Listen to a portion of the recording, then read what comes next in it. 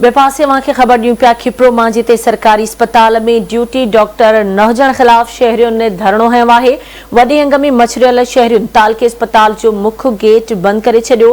केतिराई मरीज़ वापस वञण ते मजबूर थी विया। शहरियुनि पारां एहतिजाज जारी आहे।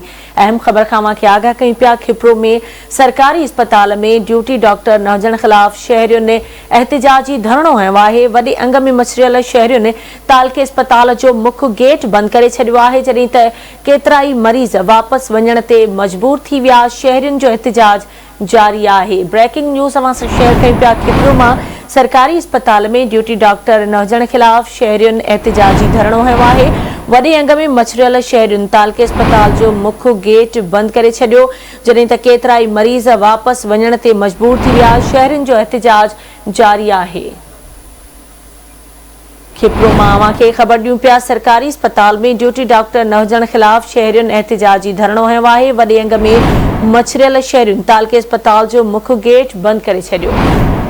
तफ़सील मालूम कंदासीं। खिपरो मां आवाज़ जो रिपोर्टर असद शाह असां सां लाइन ते मौजूद आहे।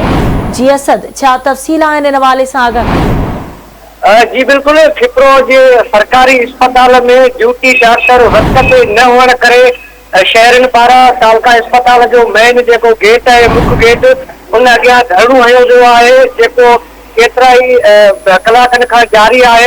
शहरनि जो चवणु आहे त अली शेर 6 साल नीगर हो, जंहिंजे मथां भित किरी पई। उनखे गणती जोगी हालत में तालका अस्पताल खणी आयासीं त ड्यूटी डॉक्टर मौजूद न हो। मछरियल शहरनि जेको आहे उहो सिविल अस्पताल जो मुख्य गेट बंद करे अॻियां धरणो हयो वियो आहे, जंहिं सबबि ईंदड़ वींदड़ जेके मरीज़ आहिनि उन्हनि खे वॾियूं परेशानियूं पेश अची रहियूं आहिनि। ॿिए पासे पुलिस जेका आहे उहा धरणे वारी जॻह ते पहुती आहे। शहरनि ऐं पुलिस में चक्रियूं जेके आहिनि उहे जारी आहिनि। जी ठीकु आहे, अवां जी महिरबानी असद शाह अपडेट करण लाइ।